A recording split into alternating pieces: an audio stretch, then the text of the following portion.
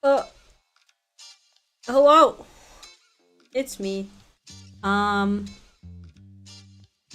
I have decided that I want to do kind of like. I've decided that I kind of just want to do something a little bit new. Okay, yeah. I decided I kind of just want to do something a little bit new. And that being, I like media. I experience a lot of media. And I quite enjoy it. Within the month, I usually do like, I don't know. I experience a lot of media within a given month. And I like talking about it.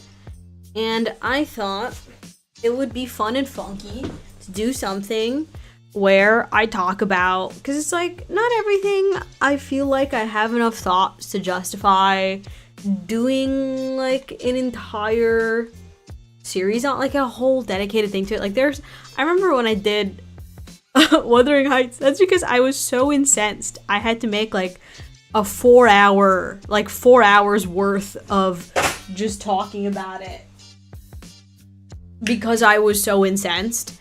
But for the most part, I kind of just like watch and I read a lot of different things.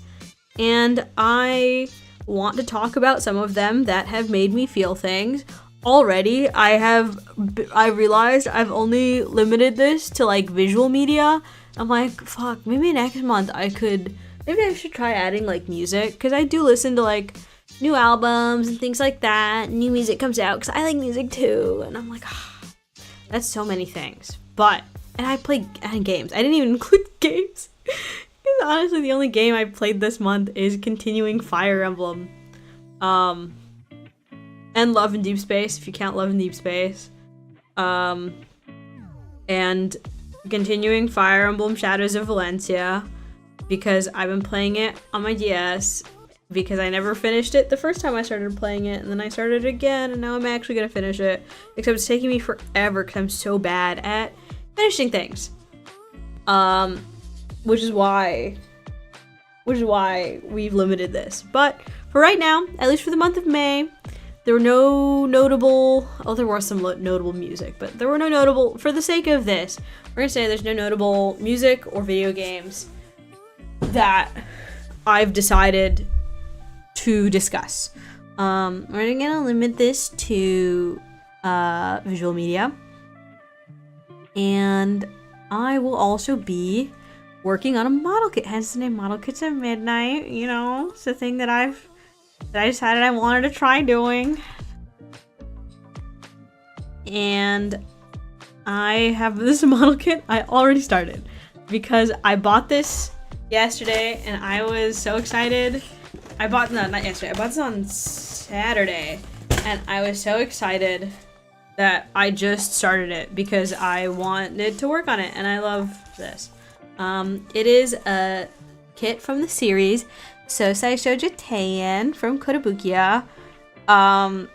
They are easily my favorite producers of Mecha Musume, and they, I think, are more known for Megami Device. I love Megami Device, but Sosai Shoujo Teian is also by them, and I really like them because they are a lot more toned down. They're a lot more focused on like the action posability aspect of it all, but also just like the interchangeability, and they're like, I don't know, they're also just really cute. They're really well made. I adore them. I have a couple of Sosai Shoujo Teians already. And this is one that I've been wanting for a while. This one's Emma Koishikawa. And all the Sosai Shoujo girls have like lore. They all have lore. They all have like backstories. And the thing that I really love about Emma is that she is she's an otaku. She likes to draw. One of her little accessories is a drawing tablet and stylus. But she's also like a huge otaku. She loves her little accessories kit comes with a little Gunpla and little figures. Like, she collects Gunpla and figures and plays video games. And that's like who she is, and I think that's so fun, and I've been wanting her for a while. And I already have another girl who, so also within the universe of Sosei Shoujo Teien, is that they all go to, like, there's like several different schools that they all go to. Like, some of them go to this school and some of them go to that school. And one of the ones that I have she goes to the same school as Emma. And so I'm like, oh my god, they have the same uniforms. I can pose them together. Okay? It's gonna be so fun. It's gonna be so fun and cool. That's who I'll be working on while we discuss. But I have added a very rudimentary little layout. So I wanted to be able to like show what I'm talking about while I'm talking about it. So I put together a small PowerPoint presentation, very rudimentary. I tried looking at templates and then I gave up because I didn't really want to use any of them. So I didn't. And so I decided not to. And so I instead have this very like rudimentary PowerPoint just so that we can talk about, just so that we can see on the screen like what I'm talking about at any given point. So, see, look at that, I'm so good at this. First up, I know it's probably hard to look at because all the pictures are so small. All the pictures are so small, but that's fine. We'll see bigger versions of them as I move on to talking about the thing that are in the images. So for today, I have 4 categories of thing. I've got anime, I've got manga, I've got books, and I've got movies, because that's like what I experienced. That's like what stuck out, like what I wanted to talk, like what I want to talk about. That's like the thing that I want to talk about. And so I think, like I said earlier, we might, this is literally the first time I'm ever doing this. But we might expand, we might add more categories. This is like, I thought about narrowing it down and just talking about like the things that I really loved. And I'm like, let's do it all. We're just gonna give a little roundup of everything that I've experienced, all of these pieces of media that I've experienced during the month of May. Let's see.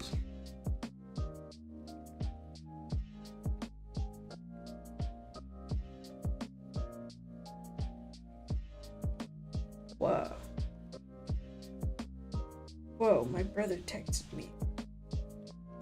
Oop. Yeah, I had an experience earlier today where I unearthed some images from like, I don't know, I was like digging through my Google Drive and I found like an ancient image that I had forgotten about. I was like, oh my god, that's crazy. And there were pictures from like my 16th birthday party. I was like, oh my god. Including a photo of my brother from when he was like 11. And it freaked me out. Well, he looked great. It was a really funny picture that I sent to him immediately. But if I was like, haha, isn't that really cute and fun? Because he was like 10. And then I remembered that he turned 21 a few days ago. And I'm like, well, that's not as fun for me now. Because now I just feel old.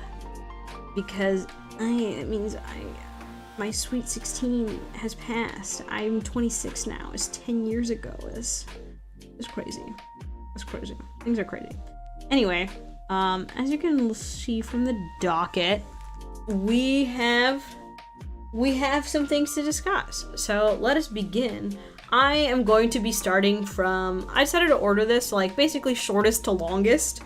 Like shortest to longest category, like category with the least to the most stuff. So as you can see, that is anime. The first and only anime I watched this month was Witch Hat Atelier. This is the only anime I watched this month. You know, even though I'm someone who considers anime like pivotal to my identity, I really don't watch a lot of anime these days. I really don't watch a lot of anime these days. It's a combination of several things. One, it's hard. It's so much. There's so much that comes out and so many things to watch. But primarily it is because I read a lot more manga. I read a lot of manga because it's just easier to get through and like experience at my own pace. But because I read a lot of manga, a lot of like whatever anime is coming out, like whatever anime like I would be excited about every season, 9 times out of 10 is a manga I've already read. And so very rarely do I like have any interest in experiencing like a story that I've already experienced again, unless they're doing something like really novel with it. Of course, there are exceptions. There are exceptions for stuff like Witch Hat Atelier, which is so near and dear to my heart. I was honestly, when this got announced that it was being made, I was honestly a little bit scared to watch it. I was like, yeah. It's how I kind of treated it the way I treat whenever they announce like an adaptation of Junji Ito's work. I'm like, yeah, right. Yeah, of course. Yeah. You're gonna say it's gonna be good. It sounds so great because it's Witch Hat Atelier, but it like never really ends up, can never really be done justice because the art style is so specific and the art style is so intricate that it's like almost impossible to animate. And the one time it was attempted like exact faithfully, I'm like, well then what's the point now? If it looks exactly like the manga, why would I be interested in this? And even that one was like, well, it didn't even end up being good. It was only good for like an episode and a half before it crashed and burned. But that's not my business. But anyhow, I was honestly just really worried. I was like, you know what? I'll be excited for it when it comes out and it's good. And you know what? It did come out and it was really good. It was really good. It's breathtaking, beautiful, stunning, amazing, wonderful. I started watching it just because I was like, well, I have to know. I have to know if they're doing my little guys. If they're doing my little guys justice, like I have to know. Because Witch Hat Atelier is genuinely, I'm not even joking, it is one of my favorite manga of all time.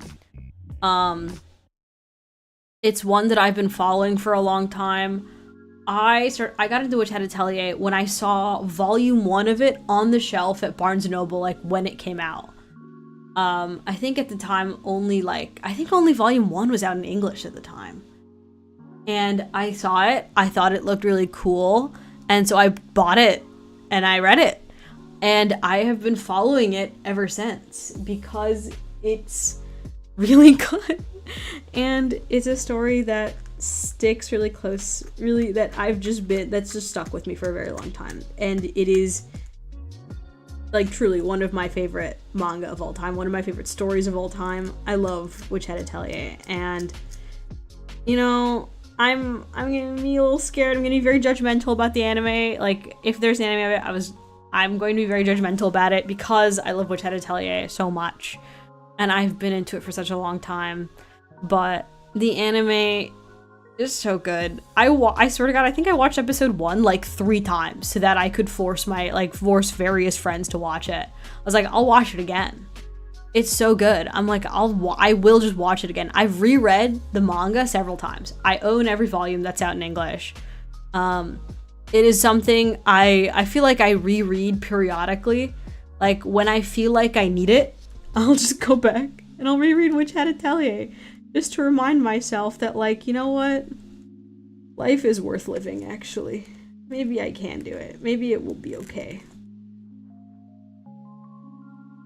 But that's Witch Hat Atelier. I haven't like been super keeping up with the anime, mostly because like I haven't been watching it week to week strictly because I already know what happens in the story, and I have my theories about how they're going to pace things and how things are going to play out.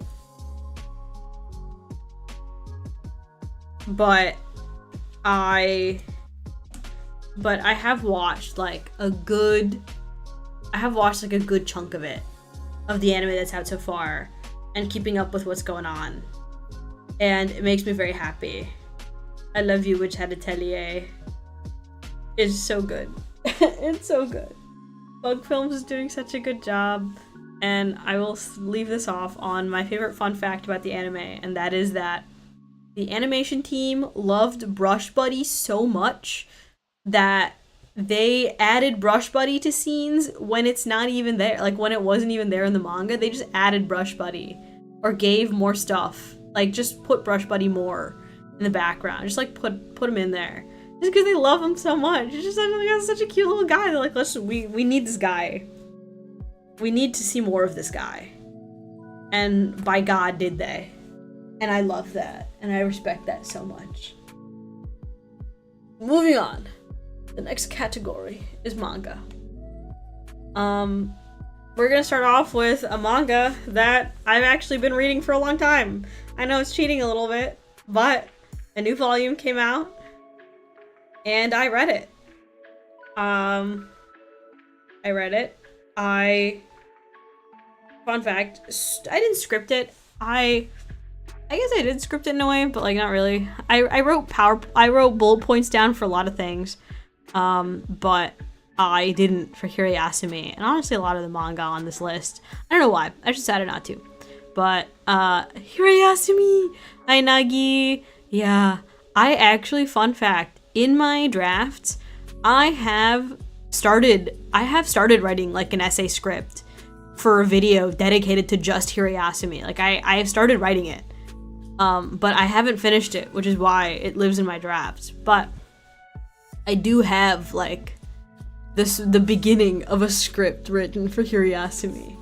Maybe I'll go look at it. Let me go look at it. I honestly haven't looked at it in a while. My old Hiraisumi script that I started writing ages ago that I never finished.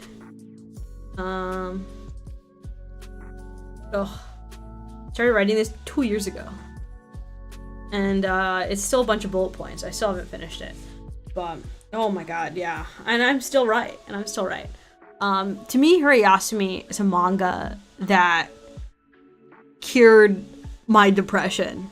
I say this like obviously hyperbolically, but I do kind of mean it though.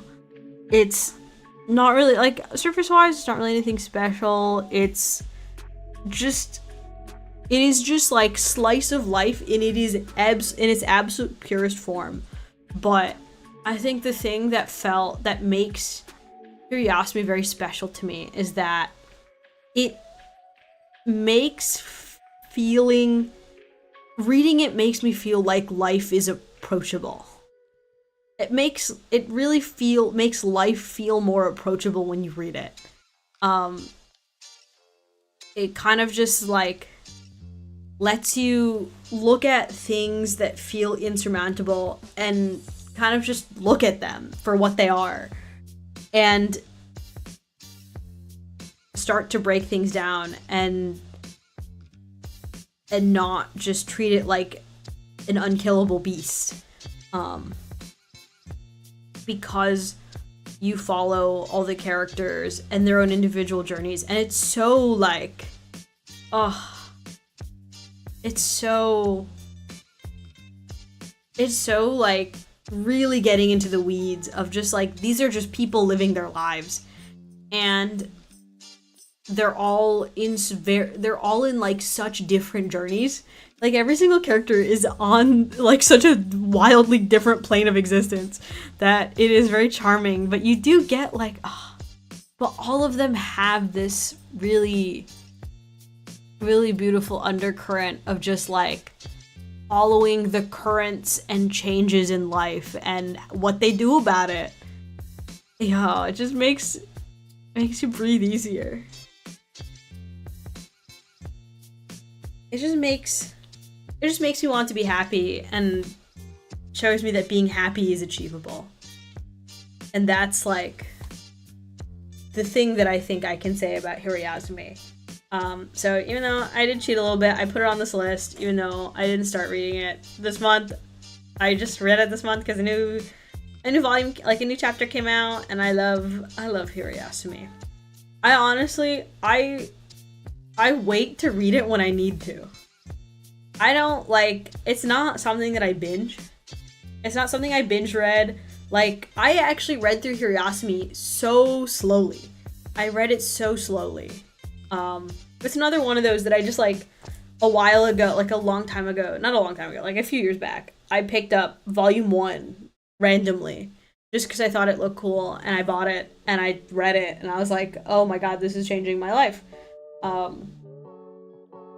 And obviously there's a lot more out in Japanese than it is in English. It only got picked up by English publishers not too long ago. So there is a lot more like translated chapters out there. I think the translated volumes are up to like volume 7 or 8, while in English it's only up to 3. But I forgot. Yeah, my camera, it does like doing that. It's only up to volume 3. And I didn't binge read it. I truly just like, whenever I felt like I needed to feel a little more grounded, I would read a volume, and I would read whatever the next volume of Hirayasumi is. Until, like, literally, I think it took me like 2 years. Until 2 years later, I was caught up on, I was up to date with whatever was out at that point. I was like, yeah, that's Hirayasumi. It is there exactly what I needed it to be. And this month, a new volume came out, and I did read it, and I read it exactly when I needed it. And it's just like, oh, yeah, I'm not even joking, Nagi, I'm right there with you. Sometimes when they show flashbacks to the grandma, I really did tear up. I really did tear up, because it's just, oh, it's so good. It's so good. Yeah, that's Hirayasumi. I love Hirayasumi. I realized I didn't even talk about what the actual plot of Hirayasumi is. I mean, I can't really say there is much of a plot. Like I said, it's slice of life. It is just like people living their lives. But the main premise is a guy who's kind of just like, he's a freeder. He's kind of just like a word for a guy who's kind of just aimless. He's not a NEET because he does have a job. But he works like a minimum wage job, and he doesn't really do anything else. And is kind of just aimless and is kind of just hanging out. And there's just this old lady that he ended up becoming friends with, and he was basically her only friend. She never married, she doesn't have kids. So when she passed away, even though he felt like he doesn't know her, like he's only really known her for like a short period of time relatively, she left her house to him. And he's like, well, I guess I have a house now.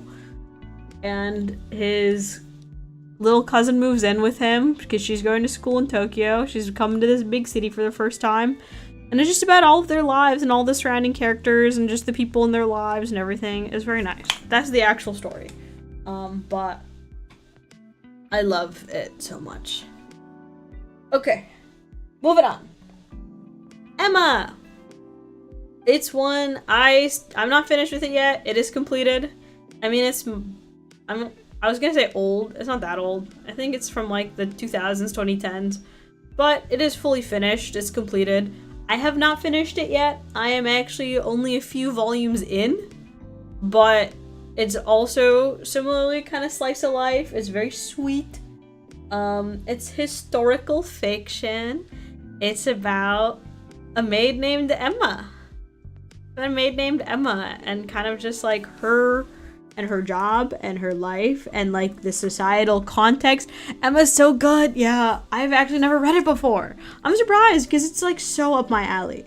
It is so up my alley. I love historical fiction. I love the Victorian era. It's so good. It's so good. The art is very charming. The characters are very charming. Like, it is very much like if you've ever watched like a Victorian period drama, it is just that in manga form. It's really good. It's quite good. And I honestly don't have a lot to say about it because I'm only a few volumes in, and I feel like the story has not really hit me yet. Like, I already quite like it, but I feel like I will say it is quite slow to get into. It is quite slow, but again, it's not really, at least from my impression of it so far, it's not really something that demands a lot of you. It's not a very demanding story. So it's kind of just like, yeah, it's very good. I like Emma. I quite like Emma. I think maybe I'll update as I read more of it, but for right now, I'm only a few volumes in, but I really like it so far. It's very charming. Next one. They're so good at portraying a daily detailed. Going back to the Emma slide. Author's so good at portraying a detailed daily moments that at that period, I wish I could read a whole volume of the MC cleaning up the home. Yeah, that really is how it is. It's so detailed. It is so detailed. It is so dedicated. I was like blown away. It is so much like you are watching a period drama. A very well-researched period drama. I'm gonna take a little sip of water.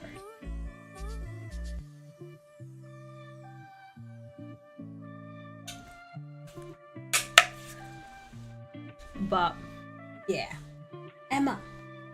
The next one is Honnara Uruhodo. That one is I believe the English title is All the Books You Can Sell. It is another, oh my god, there's so many slices of life. I guess May was the month of slice of life because the next one is also also, I guess you could also consider it a slice of life in the sense that, yeah, it's zero fantasy elements happening. But another slice of life, another one that just sits there and makes you think. It's called All the Books You Can Sell.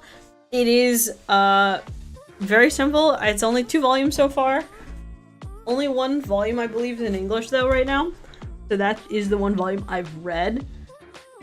But it is about a guy who quits his job and opens up a used bookstore. And it's just about his day-to-day. Oh, it's Nagi. This is so up your alley. Nagi, this one is so up. This is so Nagi core. I think you'll really like it. I think you'll really like this one. It's just centered around this guy. It's kind of just him. And he's cute. He's got his little ponytail and you see him. There's like a chapter where you see a flashback to him as his corporate Sona. And you can tell that he like quit his like shitty corporate job. And he immediately just like grew his hair out. And it's like, I'm done. I'm growing my hair out. He's being a rebel. And he's cute and he's kind of just like going about his day to day. And there's like, it's just about the different people who like come and go and what his daily goings on are. Like there's a chapter about like it's kind of anthology. It's kind of episodic. Like each chapter is about a different scenario. One chapter is about like a high school girl who has a little bit of a crush on him, but he doesn't really realize that. Because she's like typical, she's not like other girls and no one understands me and she doesn't relate to all the other kids at school. But of course, this adult man who runs a bookstore understands her. Obviously he doesn't like come on to her or anything. He has no idea that she's even into him. He has no idea that she's even into him. And it's just like, and he's just going about his life. And he like says something. He says something that's like, oh, you should like, there's like clearly a boy in her class. It's like trying to get her attention. And she's like annoyed by it. Cause it's like, this guy is just trying to talk to her. And be nice. and she like can't stand him, and he's like, why don't you give him a chance? And she's like, oh, this is like, she experiences her first heartbreak because she realizes, you know, he's like, give a chance to like the boy in your class, and she's like, her first love has been broken. And it's just like, it's just that little vignette, and it's so sweet. It's so cute. But I quite love it. And obviously that's just one of them. There are more chapters. There's one about like a widow who's selling the books that belong to her husband who passed away because she doesn't really know what else to do with them. There are many such scenes, and it's very beautiful, and I quite love it. I like it a lot. I really wished the other volume was in English. It also doesn't have an official English publisher yet, so if anyone wants to get on that, please, I'm begging you, because it's really good. I think it's won like awards too. Like it is critically acclaimed. It is quite good. And yet no one has decided to publish it in English yet.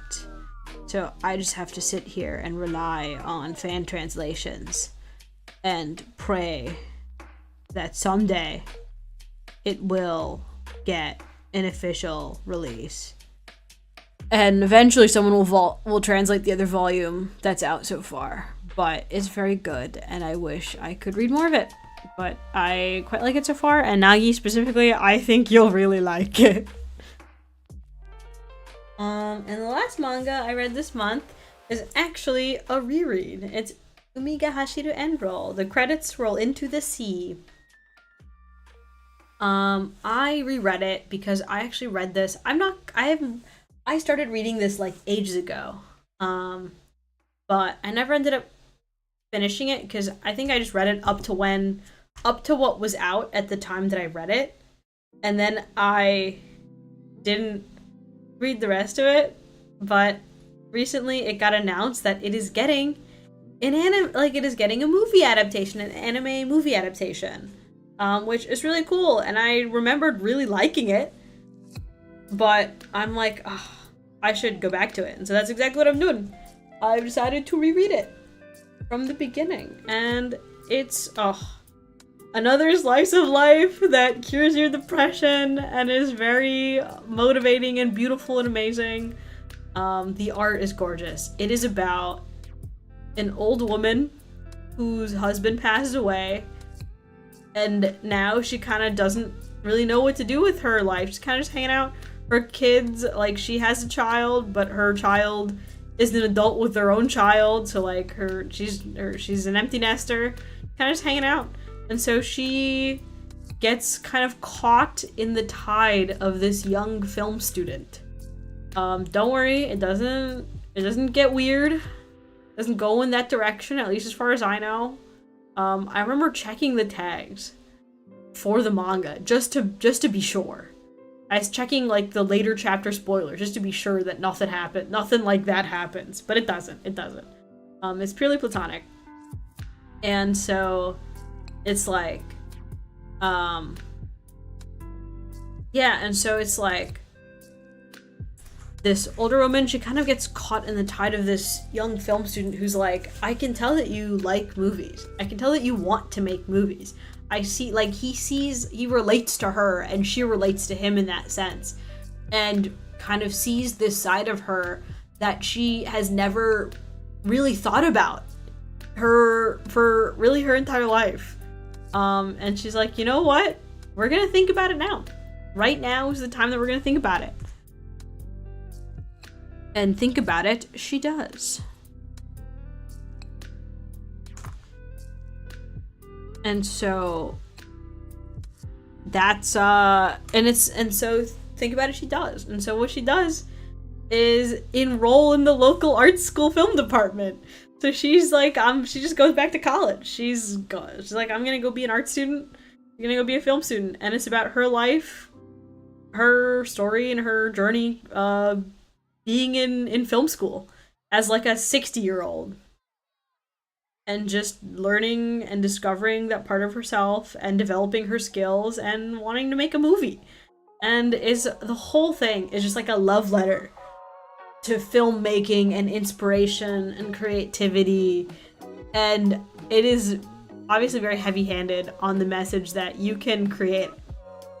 Like, you can create and achieve whatever you want, regardless of your age. But even deeper than that, it's just, it's gorgeous. The whole thing is a love letter to movies and film. And I love it a lot. And I look forward to finishing it. We will now... That is the end of the manga section. That's the end of the manga. I'm now... Okay, we're gonna get to books. Books that I read this month. I primarily listen to audiobooks.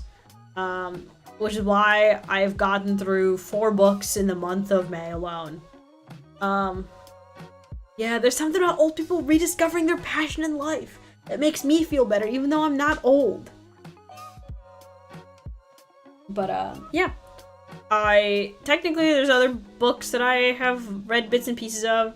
There's a couple of books that I've been kind of just like... I'm someone like manga. I will pick up and pause and pick up and pause and pick up and pause books all the time. Technically, I'm currently reading like 4 different books that I just haven't finished yet, but I like pick up and continue at my own personal discretion. So we're only going to talk about... I've made the executive decision to only talk about books that I actually finished this month. Maybe I'll talk more about books that I didn't finish this month. That I kind of just picked at another time, but I don't know why. I just decided arbitrarily, even though I didn't do that for manga, I just decided arbitrarily. For books, we're only talking about ones that I actually finished. And the books that I'm talking about are ones that I experienced as a mix of audio and actually reading them. I kind of just like go back and forth depending on what I feel like. The first one I'm going to talk about is one that I have read, like actually read a good chunk of, but did listen to the audiobooks for most of them, but also read like a good chunk of. The second ones I'm going to talk about are ones that I really only listen to the audiobooks.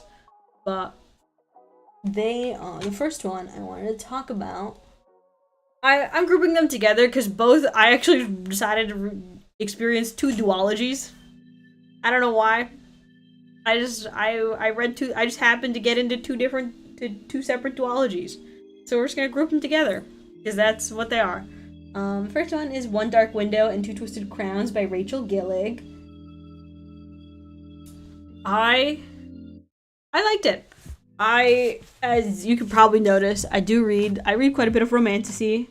I am a fan of romantasy, okay? I like me a good romantasy. Keyword is good. I have lots of opinions on romantasy. I don't judge people for whatever they enjoy. I don't really like being in the business of judging people for what they enjoy, so I choose not to. But I'm just gonna say keyword good romantasy. The keyword here is good. I do have standards. I am selective. I do have a level of standards. Not really. Only a little bit, but enough that I pretend. But even then, I'm like, I know when I'm reading something that's not, I guess, like technically good, but I still enjoy it and I still read it. And like, because sometimes you just want to hang out. Sometimes you just want something fun that you kind of just don't think too hard about the themes and the everything. Obviously, you can't do that with everything. Media diet and stuff is something I've spoken about extensively. So I really hope people trust me on this, and that having a balanced media diet is very important. And honestly, that's one of the things I wanted to highlight with this. I guess we can call it a series, even though this is episode 1. Of just highlighting every single thing I experienced this month, because you'll see I have in fact run the gamut of media between like kind of pulpy romantasy to like auteur cinema, you know, because that's what life's about. But anyhow, these books were pretty good. they're pretty solid. I honestly wish I thought I liked the audiobook more than the actual reading experience. Mostly because I know this is extremely nitpicky. It's one that suffers from every fucking name having, like, unnecessary Y's in it. You know, like, the main love interest, his name is Raven with a Y. And, like, Elspeth is the main character, and just like, hello, good morning.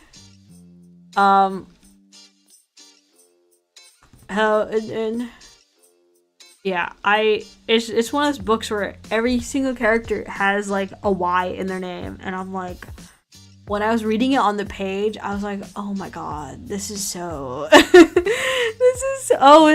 that Dearly or is that Un? I thought that was Un. See, I did know it was Un. I was like, huh? Morg? Wait, no, it's Morg. I'm sorry, Morg. I didn't know. The nasty lemon. I'm sorry, I couldn't tell. I'm sorry, Morg. But, thank you for tuning in, Morg. Good morning. Good morning. Who the fuck? Yeah, that's what I was thinking. I'm like, listen, I know it's something that's so, like, when you're listening to the book, you don't notice it. Because the characters have, like, the characters' names sound more normal in audio form. The characters' names sound more normal in audio form, but, like, because also it's also one of those that has, like, a million different, like, terms, like capital TM terms. And in the book, they're all capitalized. It's all capitalized. So, and they talk about them a lot because they're, like, obviously very important to the plot, is, like, the fantasy elements that were made up in the book. But it's, like, honestly very jarring to read it. Like, every other fucking word is capitalized. Like, the capital C, cards. And then he looked at the capital M, mirror, the mirror. And then and it's like, okay, I get it. Like, I get it. These are the significant, like, they're proper nouns in the context of this world. But it honestly was really obnoxious to read, like, and then Raven took out his mirror card, and it was a lot. It was a lot to experience. When you listen to the book, like, when you're listening to it, you don't notice it at all. It just is like, yeah, he took out his mirror card. But when you're reading it in the book, it's just, like, everything is so emphasized, and everything has a Y in it. And they're trying so hard. And I'm like, it honestly was distracting. So I got through, yeah. Why does it sound like it's from Yu-Gi-Oh? Hidden readers is important. Yeah. Like, okay, it's because cards are like a important plot point in this book. Now I will finally talk about, say what the story is actually about. It is about, like, the story actually is quite interesting. Like, the story is about this girl. She lives in a world where there is magic, except magic is illegal now because the king wants to be in power. Like, in this, magic is treated like it is something you are infected by. You are chosen by, like, the god, the spirit, like the spirit of the woods, like the forest god. And you are infected with magic. The problem is that usually with whatever magic you receive, there's also a trade-off to it. Like, that's why it's considered like an illness. And it's not contagious in the way that, like, illnesses are. It's just societally, it's treated like an illness. But it is treated like a plague. And so, like, if someone contracts it, you have to, like, come into contact. The only way to contract the quote-unquote, like, illness is to come into contact with, like, the mist when you are a child. No, it actually is really interesting. Like, it's fascinating to experience that as, like, you develop magic as a child, and that's kind of how it happens. But because obviously the king, the people in power, didn't don't have the infection because they kind of it's like Russian roulette, like it's randomized. What you get is what you get. Some of the people you learn throughout the story, some of the characters have like actually their trade-offs like aren't that bad, like their consequences aren't that bad. But there are also some characters where the consequence is like you die at 14. That's your consequence. And it's like, damn, that sucks. You kind of just have to hope that you're not someone who gets cursed with die at 14 disease. And the weight of the consequence is proportional to how strong your magic is. Like, to be fair, the character who has die at 14 disease, his magic power is being able to basically look at the future, which is pretty cool, which is like really powerful and makes sense why it basically saps most of his life force. But because the king doesn't have power, like the people in power do not have magic, magic is treated like a sickness, like a plague, like a literal plague. Like if you anyone who has it, like you're not allowed to put your kids in the wood. You can't put your kids in the mist and make them get magic. Obviously that's illegal. But if anyone has the illness, just gets executed. Like that's it. Like you are supposed, they rounded up everyone who has the that's what it felt like. That's what it felt like. Anyone who has the illness, by anyone it means it's only affects children. It like really only, like obviously you can grow into it, but anyone who had it got executed, rounded up and executed, or quarantined until they died. And at this point, since basically, because this has been going on for like generations, for like hundreds of years, like a couple hundred years at this point. So already anyone who was an adult that already had it, dead, like is long dead, like because they have died of old age. They were sequestered and have since died of old age. But at least like publicly.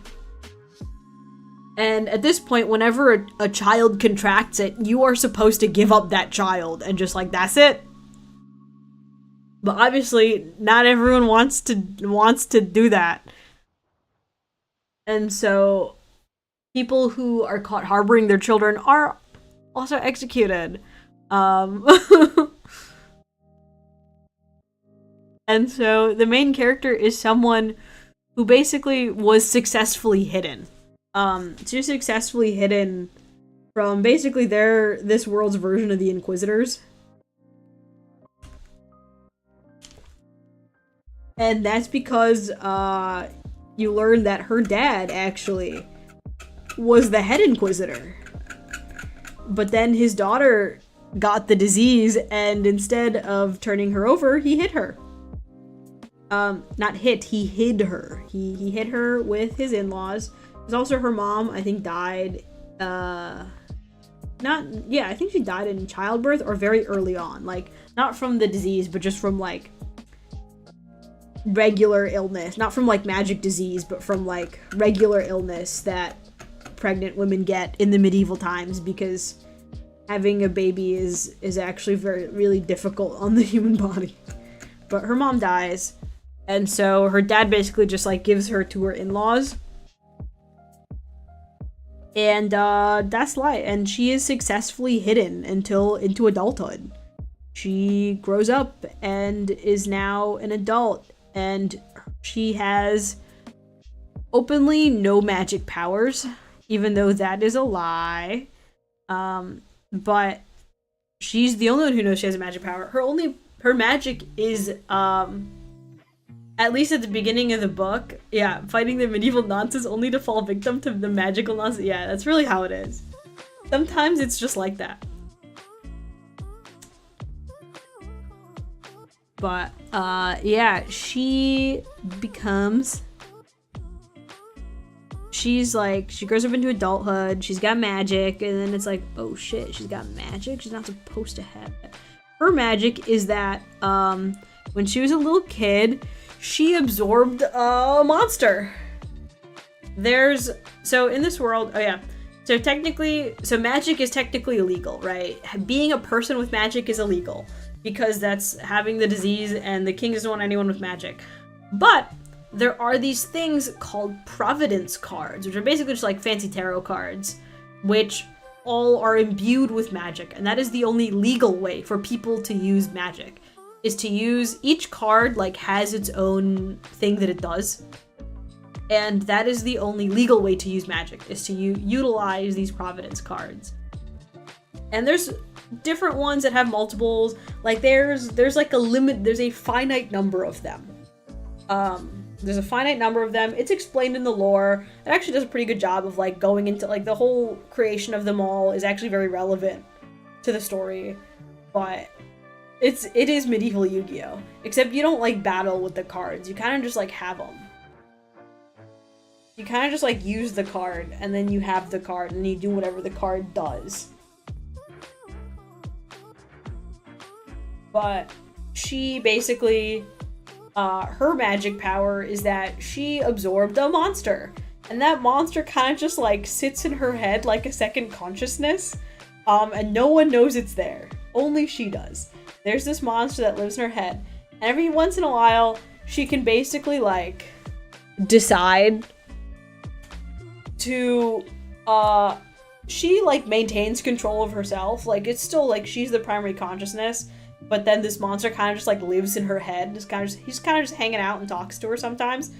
But she can more or less surrender her own, like surrender the consciousness to the monster, but also gain the powers of the monster. Like super like strength and speed and you know, the things that monsters have. But the thing is, the trade-off is the more she does it, the more she kind of forfeits control to the monster. The more, because the monster ultimately, like, the monster's goal is to have her, is to, like, basically not just be trapped in the background. Like, he wants to take over the body and wants to just, like, he's like, let me out of here. And the more she utilizes his power, the more, control she gives, the more she forfeits to the monster that lives in her head.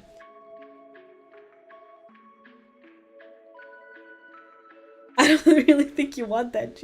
Yeah, she doesn't either. Like, it's like a whole thing. But she does end up using the power of the monster. Like, there are situations that arise. Basically, she gets recruited to help with this plot. She gets recruited with this plot to help, get rid of... Basically, they want to lift the mist, which is like, you know, the fantasy mist, whatever. It's like, yes, we want to stop the curse from happening and cure the stuff, because obviously the male love interest. Oh yeah, I almost forgot. The male love interest is the head inquisitor. I guess I'll spoil it, because who cares? It's not a huge twist. It happens very early on in the first book. The twist is that even though he's the head inquisitor, he's actually also got the disease. Except his powers are actually pretty cool. His powers kind of just make him immune to the effects of most of the other like, he can't use the Providence card. Like, his magic just makes him immune to the effects of most of the Providence cards.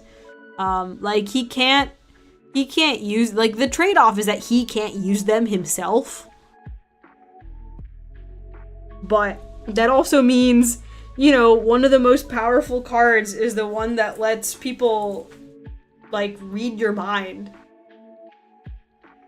And he's immune to it. But I mean, like, he can't use it. But, well, he can, but he can't. But people can't read his mind. How are they gonna handhold in her mind? I honestly, I'm not gonna lie to you. At first, I also thought it was the monster. I also kind of thought it was the monster at first, because they were bantering. Like, there's, like, conversation happening there. Like, they're hanging out. No, the monster... There's a whole other... It can be, like, psycho break thing. Eating her from the inside. I honestly kind of wish it was that story. I think it would have been better if it was. But for the most part, it is very much established that like, the monster does The monster 2ML, the most heightened degree of Delulu. It's like the ending in the Fire Emblem ending when you can marry Sothis, even though Sothis lives inside of your head. Even though Sothis lives inside your head, you can still have the ending where you marry Sothis. I think it's very funny. That's what I think you're thinking of, Nagi. Is what if this is like that? And I'm telling you now, it's not. Unfortunately, the monster is not the love interest. But I do have like thoughts because she like, you know, there's some moments in the first book that I'm kind of just like, okay, MC, if I guess if that's how you're thinking it, yeah, they could have gone the monster fucker route. They decided not to go the they chose not to go the monster fucker route. Which honestly, I understand a little. What if the curse of the magic is just marry your own mind? No, a lot more stuff happens with the monster though. That I won't spoil just because I feel like it'll be so much to get into all of that. So I will simply choose not to. Not that I think like spoilers are super important in this book. I'm kind of just like, you know, do what you want to do. That really is a curse? Is that really a curse? Hello? I think that, you know, maybe that is not a curse. To some people, I don't think that's a curse.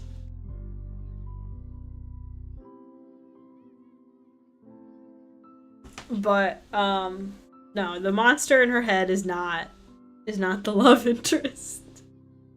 I do have thoughts about that though, because it's like, okay, she's in these situations where she's like summoning the monster and like letting the monster like take over her consciousness for the time being, and it's like really clear, the monster's very clear about this, that he like genuinely does care for her well-being. Part of it, a good chunk of it is because if she dies, he dies. Like, you know, if she dies, and the monster also dies. So he does have a personal investment in her well-being. He does have an investment in her well-being. But also he is just like kind of trying his best. And a lot of the time, you know, I'm not gonna lie, MC, I hate to say it, but MC feels kind of ungrateful sometimes. MC feels kind of ungrateful sometimes. Like, the monster, yeah, like, I get it. You wake up and a monster has taken over like that. I understand that part sucks. But Nagi, I understand that part sucks, but she like really gets up in arms. She gets really worked up about like the monster, what the monster does while it's possessing her. And she's like, I can't believe it did this. It turned me into a violent monster. It's like she didn't even kill someone. They're not even dead. She just like injured someone. The monster like took over her body and just like injured someone who was literally trying to kill her. Someone who like had a sword and was literally trying to kill her. And the monster took over and like injured that guy. Like, yeah, he injured him pretty badly, but not like to a point where he's like gonna die. Like, the guy was fine, not fine, like, but he, you know, was able to walk away and still live his life after. Or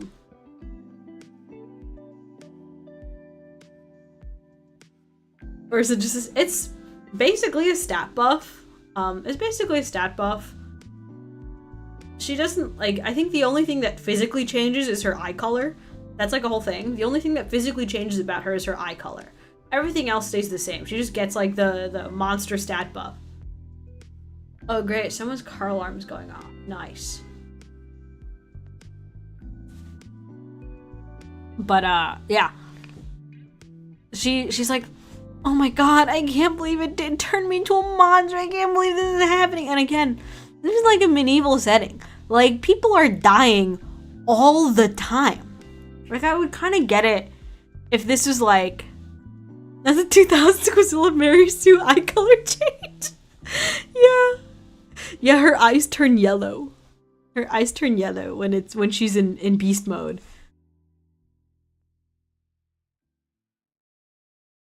But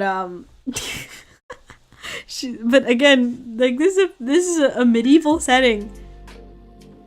People are dying all the time. Like, yeah, there's like the curse thing, and all the time, like, people are getting like executed. People like are getting executed all the time because of, like, they literally just like have to kill children. If a child has the curse, they just get executed. Honestly, usually publicly. So it's like, yeah, for all you know, the person's gonna die of rotten milk, literally. And so it feels so, like, honestly unearned for her to freak out this much about, like, just like hurting a guy. I'm like, okay, I get it. Maybe if this is like modern day, I would be a little more torn up about waking up and suddenly I've like scratched a guy's, I've like permanently injured someone. But I'm still like, come on guys, come on. She like really treats the monster like it's betraying her for like doing the thing that he, like, again, the monster doesn't like trick her about it. The monster is very upfront about this whole situation and is like, yeah, this is the trade-off for like having my powers. You will feel my consciousness more. And the more you use my powers, the more control I will have over you. Until eventually I will get to have all of you. And then I get to have a physical form. And I get to escape. Like, he's very upfront about it. And she still treats him like he's the fucking, like he's the villain. And I'm like, come on. I'm like, you know? Yeah, that's what I was thinking. I was like, you know what? It actually doesn't sound like that bad of a deal. Like, he's not trying to trick her or anything. He's kind of just like, listen, you cannot use my powers. You can use my, like, beast mode powers where you get the stat buff. But, you know, the more you do it, that's the consequence. And I'm like, yeah, that's pretty reasonable. I think that's pretty reasonable.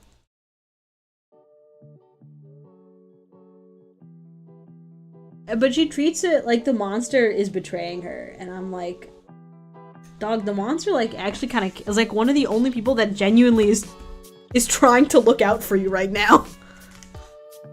The monster has, like, actually saved her life several times at this point. Because she's, like, she ends up in these, like, situations that are in these, like, life or death situations. There's, like, the monster takes over and, like, gets her out of this life or death situation. And then she gets mad at the monster. And I'm like, you know, I think this is misplaced right now. This should have been a monster fucker novel. I also think this should have been a monster fucker novel. Instead her love interest is like the captain of the guard guy or whatever. I don't think the romance was bad. Like, I thought it was pretty decent. Even if his name is Raven with a Y. I thought it was pretty decent. And it is very interesting because, like, as you could probably tell, a major plot point in the second book is that the monster fully takes over.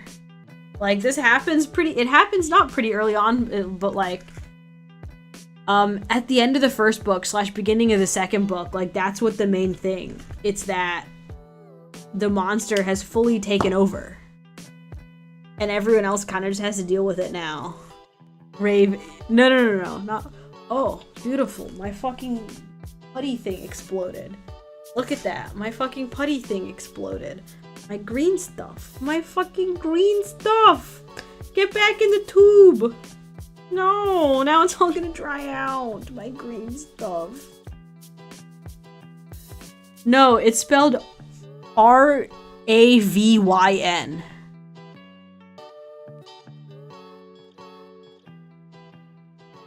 It's even more ridiculous than you think. It's spelled Ravyn. They just replaced the vowels. I don't know how to get my green stuff back in the tube. Can I just like... Oh. Yeah, that's how it's spelled. That's it. That's Raven.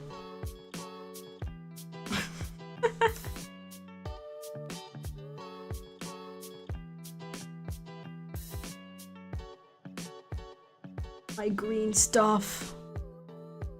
Yeah, that's really what that is in fact, that's what it felt like. That's what it felt like the whole, like, to read any of the character names is like, oh, yeah, this is just like peak, like, unique name, replacing random vowels just to make it different. Where's the Y? Yeah.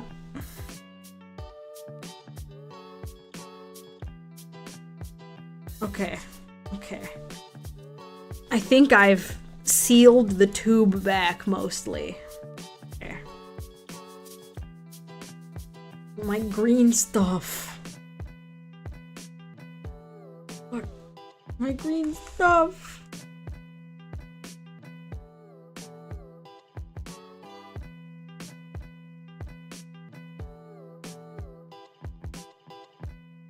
Finally, I will get to use the green stuff. Get out. I was putting it in there so I can put her little bow in there. But now my hands are covered in green stuff. I look like I gave Shrek a hand job.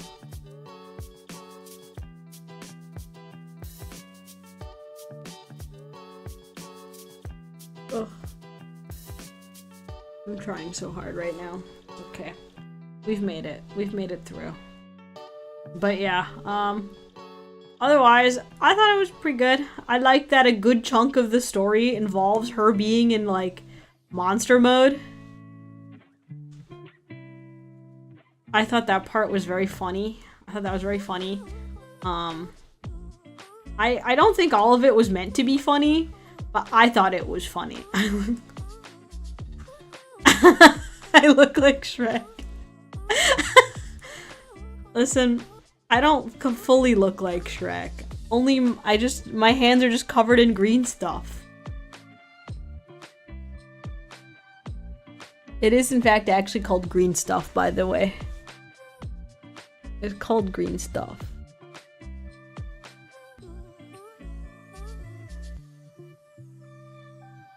Oh, I have to, fuck, I can't get, I'm trying so hard not to get just green everywhere. But I am just getting green everywhere. That's simply what life is right now. But that's this book. It was pretty good. I liked it. I thought it was pretty good. I know this author, I actually didn't even realize until later. This author has another book that I think is really what got super popular, called The Night and the Moth. That book I've actually been wanting to read for a while. I am on the hold list for the audiobook at my local library, except the hold list is several months long, so I've just been on the hold list for a while now. But someday. But I've been on the hold list for that book for a while because it looked good and I've been wanting to read it. And then I realized that that's the same author as this. Yeah. That's more or less my verdict on it too, is despite all the weird kind of YA fantasy choices, even though I don't think it's technically YA fantasy, I think it is in fact adult fantasy. Despite all the different, the fascinating YA fantasy choices, I still think it was good. I think the world building and everything else is pretty interesting and like unique. And yeah, it was good. I liked it. I liked all the characters. I thought it was pretty well written. Yeah, the struggle. It is a struggle being a patron in my local library sometimes. Especially since my New York library card has expired and they won't let me get a new one. But it's okay. We'll move on. The next one I read was These Violent Delights and Our Violent Ends, which is another duology. This one is a Romeo and Juliet retelling. that I feel like I would also give a similar evaluation to the other one. Like, I thought it was pretty good. It's not something that, like, why won't they just let you get a new one? Because I tried renewing my New York Library card with my lease from when I still lived in New York, and they said, no, I need something more recent. I'm like, well, they need a proof of address that's more recent. And I'm like, well, I don't have one. They're like, well, that sucks. I'm like, man, they wouldn't let me commit library card fraud. And I'm in the process of seeing if I can get one of my friends who still live in New York to let me use their library card to borrow audiobooks from the New York library system. But as for right now, though, I don't have access to my New York library card, which has a much more vast library compared to my current one. At least for, like, digital purposes, at least for, like, digital libraries. But yeah, that's the struggle. That is the struggle. But yeah, the next one I read was These Violent Delights Are Violent Ends.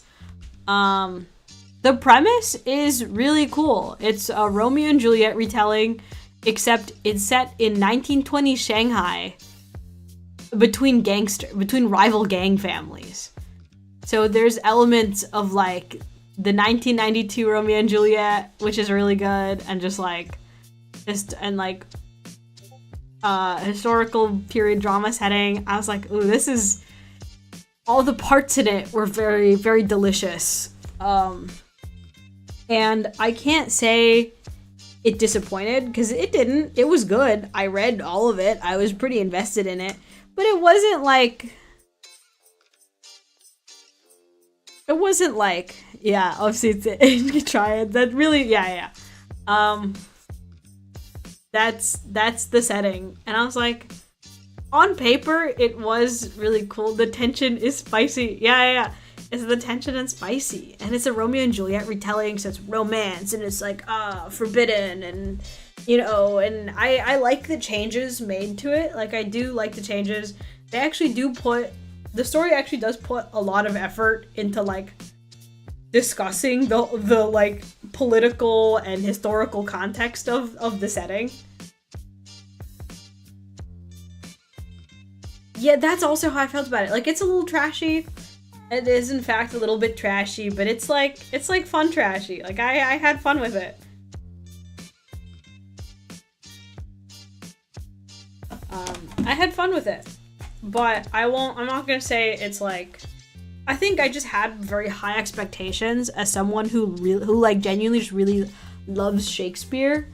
I love Shakespeare. I love Shakespeare retellings. Nagi knows that I love Shakespeare retellings and adaptations. And I thought this one was pretty solid. It wasn't the best one I've ever read, but I thought it was cool. Hello, Dewey! That one we actually know that one is Dewey. It's the real Dearly this time.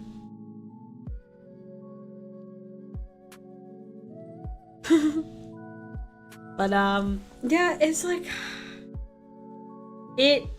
I don't think it was technically YA.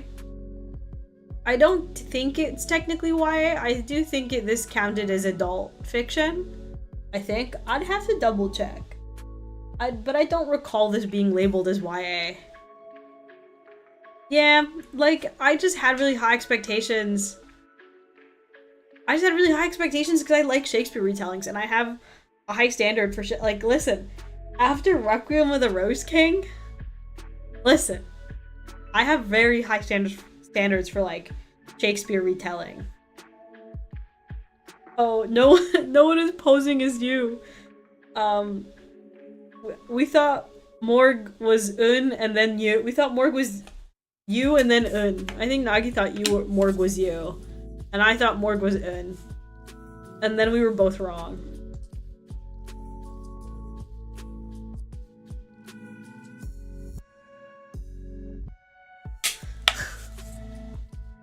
But it's, yeah.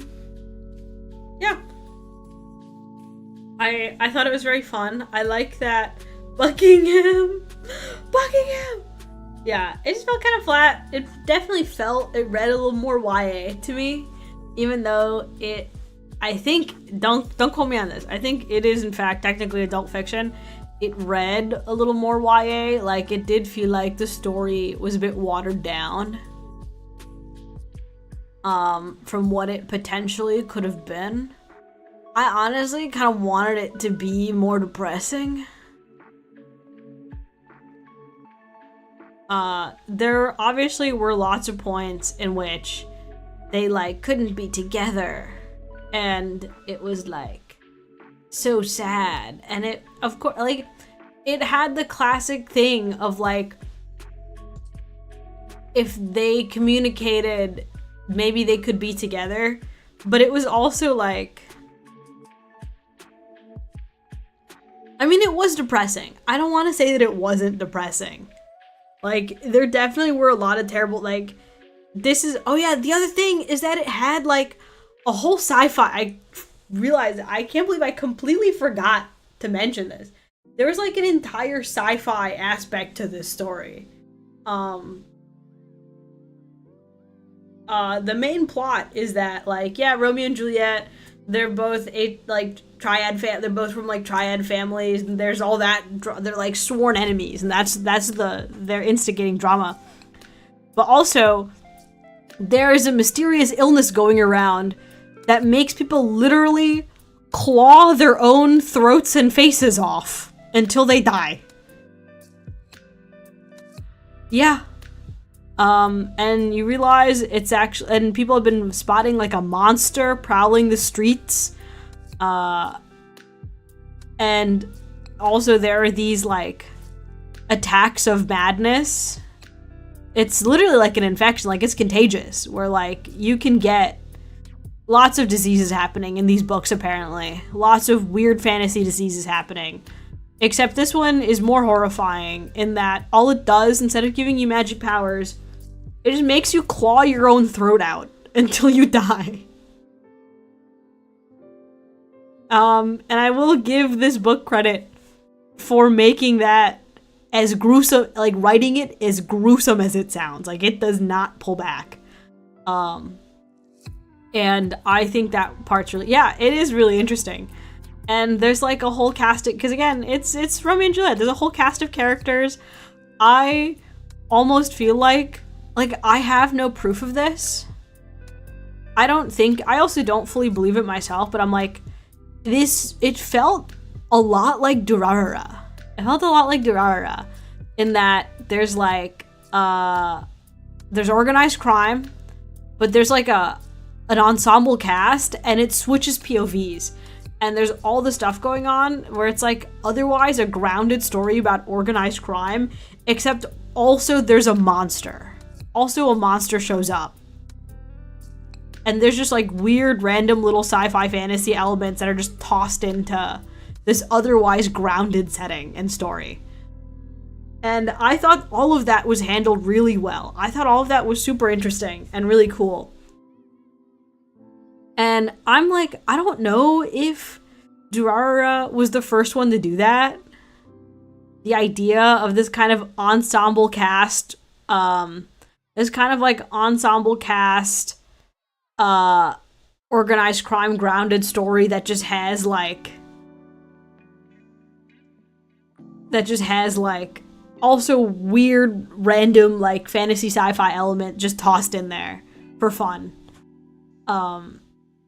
I don't know if Durarara was the first one to do it, but for me, that's the touchstone. And I will say the story did do a good job of doing that. All the side characters were very charming. Yeah. It's a very unique storytelling method. And it was like, I feel like it either was inspired by like something, there's like a connective tissue there between that and Durarara, or like whatever Durarara was inspired by to do that. But that's also what the story is. They follow a very similar storytelling method where it like jumps between points of view. I thought it was fun. Like I really liked the Mercutio character, the guy who's, I mean, his name in the book was Marshall, but he was really fun. They also obviously made him gay because obviously you have to make him gay, and he is in love with Benvolio, the Benvolio equivalent in the story. And I kind of love that they did change it. I guess this is a spoiler. I mean, who cares? Literally, who cares? You want to read this book? Go read it. Don't listen to me right now. Go read it. But honestly, I think you can still like it even if you know spoilers. But I kind of like that instead of giving Juliet the fake out death with the potion, I liked that they gave it to, I thought it was fun that they gave it to Mercutio. Mercutio's the one who got the fake out death that everyone thought he died. And I thought that was fun. I thought that was fun mixing it up because I was like reading, I was like getting through the book and I was like, kind of what does, like, when is Juliet gonna fake her death? Like this doesn't feel like at any point it really makes sense for Juliet to fake her death.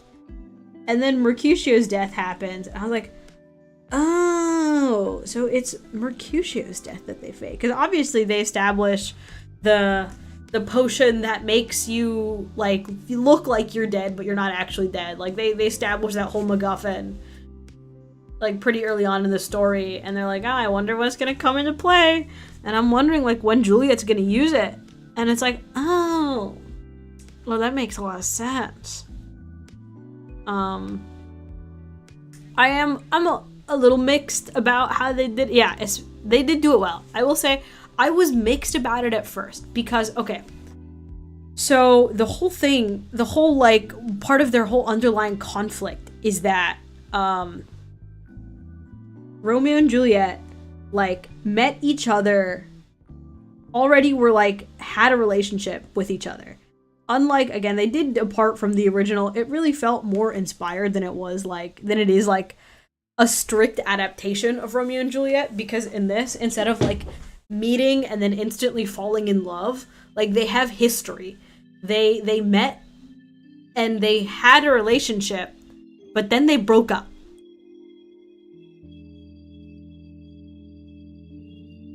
And I thought that was really interesting. Instead of just having them, like, it made the story a lot more grounded than just having them show up and now they're in love with each other. Not that, like, again, it made sense in the original story, and it, like, you know, it's the whole thing about their teenage naivety and all that stuff. But they kind of just, like, abandoned that a little bit, which I'm okay with. Honestly, I'm okay. If they want to change it, they can change it. But in this, Romeo and Juliet had, like, already met, they were together, and then they broke up because Juliet's family was attacked. Like, her house was attacked. And part of that attack is that her, like, nursemaid, her, like, her nursemaid, like, died in that attack. Yeah, more people have more things going on. It makes sense. It makes more sense this way. But basically, yeah, Juliet's nursemaid died in the attack. And, the attack was perpetuated by Romeo's family, using information that only Romeo would know. Because, like, obviously, they were dating, and he knew stuff about, like, because they had this whole thing of, like, we're gonna overcome our family's generational feud. Like, when they were dating, they had this whole thing. Yeah, honestly, it was way more interesting because they had this pre-established dynamic, this pre-existing history. And so when they were still together, they had this whole thing of, like, we're gonna transcend, like, our family's, like, generational feud. Like, we're gonna create, because they're also both obviously the heirs to their respective families. They're like, we're gonna create a better future and all that stuff. And then Juliet's family gets bombed. And the only person who would have the information, because he, like, has been to her house, they are dating, the only person who would know this information, how to, like, get it, infiltrate her house, is Romeo. And so obviously she blames him for her nursemaid dying, and also, like, the deaths of, like, a dozen of their other servants. And so they obviously, like, she doesn't speak to him again. Cut to, like, 4 years later.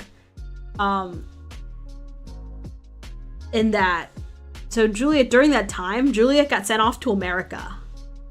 Juliet got banished to America during that time. Part of it is like for her own safety, like her house just got bombed. And they're like, well, we don't want, it feels unsafe to keep her here. So they shipped her off to America for a little bit, and then she came back. And now, a few years later, she's back now. And they're like, oh, she just went to college in America. But then now she's done, and now she's back. And so that's that. Stuff happens. There's the whole like madness thing going on. I'm making enjoy your breakfast. Yeah, there's the whole madness thing going on. And so her and Romeo get his name isn't actually Romeo in the story. I'm just gonna call all the characters their respective equivalents, their Shakespeare equivalents, so it's easy to keep track of. Juliet's name is Juliet though, because she can do that. She gets to be Juliet. She's got a Chinese name, that's part of the story, but she is called Juliet the whole time. That is relevant. It is relevant that no one really calls her Chinese name. But either way, her and Romeo both get tasked by their respective families to figure out what the hell is going on with the whole, like, disease that makes you rip your throat out. Because that's pretty bad. We don't want, and also a monster? Like, what's going on there? But they get tasked by their respective families to figure out what the hell's going on. And because of that, it forces them to cross paths. And it's like, ooh, okay, that's interesting. They're crossing paths. They have to, like, work together now. And so basically they reconnect and decide to work with each other again. And decide to work together to figure out what the hell's going on. And there's like a little bit of romance brewing again, because it's like, oh, it's been a few years at this point since they last spoke. The memories aren't quite as fresh anymore, but the passion is still there. But, you know, stuff happens. I'm not gonna summarize the whole book because I don't have time for that. It is in fact past my bedtime. But stuff happens, and basically one of the big revelations is that the reason why Romeo basically betrayed Juliet is because his father basically gave him a choice. His father found out about his relationship with Juliet and gave him a choice of like, either you kill her yourself or you give us information to take down her family. Those are your two options. Either she is dead, or you give us information to attack her family. And he knew that both choices would result in people dying. And it's like a whole thing. He chose the lives of other people in order to save hers. He actively made that choice in sacrificing someone else's life, someone who's important to her, the life of someone who's important to her, in order to save her life. Because that was what was the most important to him. And it's this whole thing, and it's like thematically important. But basically, towards the end, there's a thing that happens where the Juliet has like a rivalry with Tybalt in this. He's her cousin. I mean, he's also her cousin in the original text, but he is basically kind of like her family rival in that some people potentially back him a little more than they back her as the next heir. And she's like, I don't like that. And he's like completely the opposite from her. He's very hot-headed, but he does care about the family, and he is very dedicated to their blood feud. And basically, she's like, okay, he cannot find out that I am siding with Romeo, because already she's kind of on tenuous ground in her family, in that there is a chance that Tybalt could take her spot as the heir. And so she can't let him find out that she and Romeo are working together and are on the same side. But basically, of course, stuff happens, and Tybalt kind of finds out, but not really, but he kind of finds out and confronts her. And basically, she makes the choice to kill Mercutio. And Mercutio in this story is Romeo's, like, he's one of his two best friends, one of his two only friends. He has two friends, Benvolio and Mercutio. Those are his only two friends. Those are his childhood best friends. And she shoots Mercutio in front of him. Well, she doesn't shoot him. I think technically it was Tybalt who shot him. But she also, she shoots him. She basically deals the killing blow. And kills him. And obviously Romeo is very like, what the fuck? He's betrayed. He's like, you just killed my best friend in front of me. You can't, like, that's bad. And like, the thing that I was mixed about was like, the plot twist is that, actually, this was a fake out death. Mercutio doesn't actually die. She actually kind of like gives Mercutio the potion that makes you look like you're dead and only pretends to shoot him. Like, she takes out her bullet so that they hear her gun go off, but she doesn't actually shoot him. And so later, when he's all bloody and people are taking his pulse, he feels like he's dead. But really, once everyone leaves, like, also, there's a whole other conflict going on. There's communists, by the way. Spoiler alert, the communists are the ones behind the monster that makes the disease that makes people tear their throats out. It's actually, you learn that actually it's the communists' fault. Kind of. But it's basically the communists' fault. Because this is 1920s China. So the communists play a very important part here. But basically they all have to run. Well, yes. I didn't really talk about it much, but the historical and political climate is actually very relevant to this whole situation.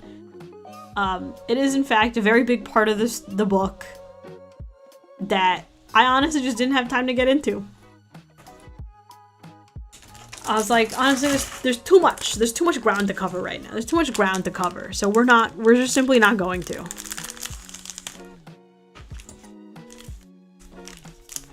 Also, oh my god, her little face. I love her little face.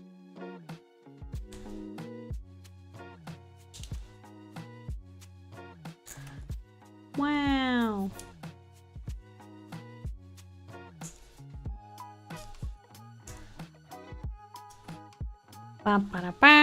So we got a head now. But yeah, anyway, it was all the communists' fault. But whatever, who cares about the communists right now? She actually...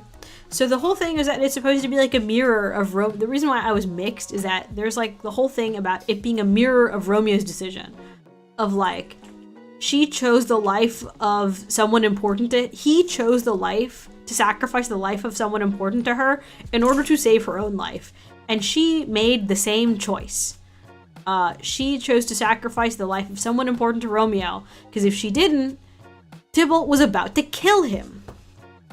So she had to kill Mercutio and really drive in the fact that she convinced Tybalt that they're not together, that she's not siding with them.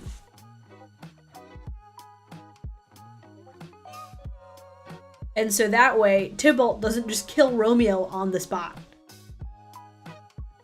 And so that's a whole thing. And I was like, man, I feel like it might have been more impactful if Mercutio actually did die. So she truly did make the same choice as Romeo. But really, she faked Mercutio's death. And basically, like, because she also at this point was also friends with Mercutio. Like, they were friends. She's like, she didn't want to kill him. She is friends with him. And she's like, she didn't want to kill him. But she had no choice and she had to kill him. Or at least pretend to kill him. But no one else got to find out. And so she basically convinced him to be in on the scheme too. So he was convinced to also, like, hide his death, to fake his death and live in hiding for a little bit. And I was like, kind of like mixed, because I was like, would it have been more impactful if she actually did kill him? But honestly, in the second book, it added so much tension. It added so much intrigue and tension of, like, because Benvolio, who's like in love with Mercutio, he's like, he thinks that he's dead. And he's like, oh my god. He thinks he's dead. And that sucks. He's like, the love of my life is dead. He's grieving. He's going through it. Romeo is also grieving. He's going through it. And it's this whole thing.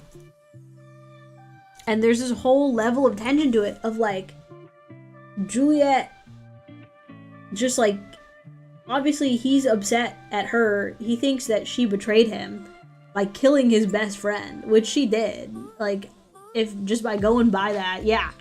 When she kills his best friend, that is in fact a betrayal.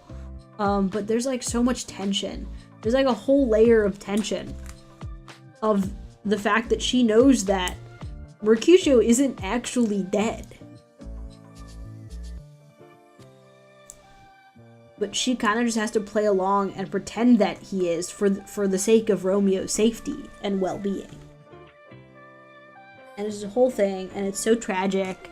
And it's like, oh, you know what? I do think that it was pretty good. I do agree that it was pretty good that Mercutio didn't actually die. It added a lot of good. It added a lot of good tension to the second book.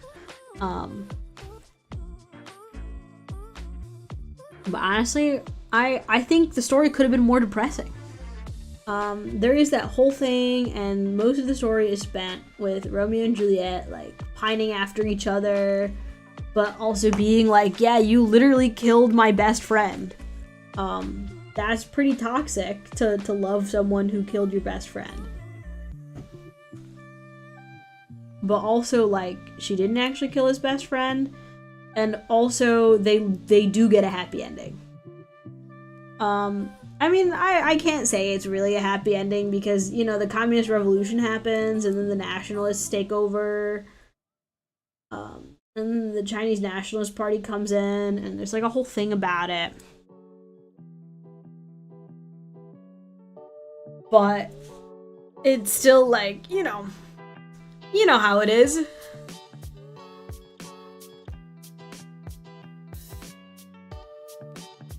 But, yeah. They get a happy ending. You know, Romeo and Juliet, they get to be together in the end. And, apparently there are spin-off books that basically talk about their lives and continue on. I know there's a sequel series. About one of the other characters that centers around one of the other main characters. And kind of like some of the other cast members that are still around. And there's a couple of other spin-off books about, like, the other cast members. And I think that's fine and dandy. And there's one about, like, Romeo and Juliet are alive, and they're just hanging out. And I'm like, I don't know, man. This is supposed to be a tragedy. You know, I kind of was hoping more of the main cast would end up dead. That's the one thing, is I was honestly kind of hoping more of the main cast would end up dead. And they didn't. They're alive. Basically all the main cast stayed alive, actually. None of the really main POV characters died.